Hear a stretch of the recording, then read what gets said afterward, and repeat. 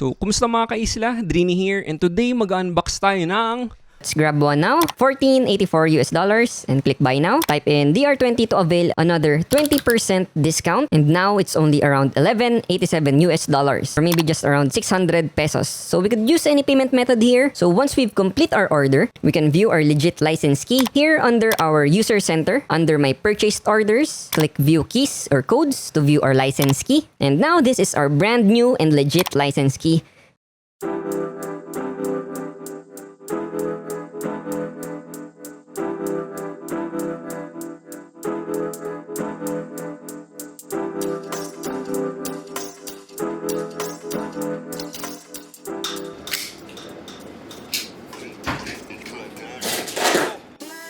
Madami siyang cables na kasama. Power cord na 3 prongs. Ito yung typical na ginagamit. Tapos power cord ulit na US plug. Tapos HDMI cable. Meron siyang HDMI cable.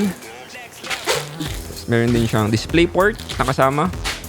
Tapos power cord ulit na UK plug. Yan. Tapos USB 3.0 na cable. So, ang daming kasama talaga. Tapos, ang manual. May clip din. Organizing clip.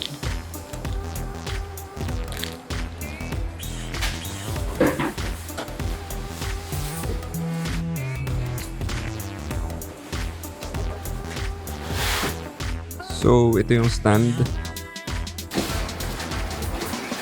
Monitor mount.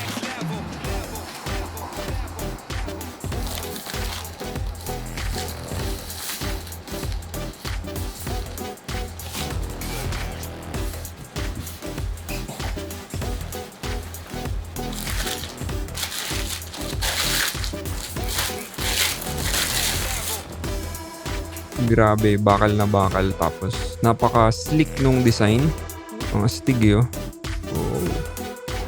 So, dati bago ako bumili nung ultra-wide ko, ito yung isa sa mga pinagpipilian ko. Kasi yung reviews niya, tapos 27-inch, tapos 144 native yung refresh rate, tapos yung colors maganda daw. Grabe, pinag-isipan talaga yung design na itong monitor na to.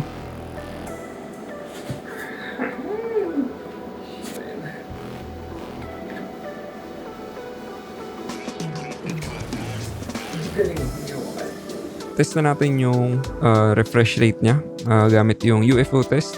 So, kitang-kita naman, 144. Walang problema.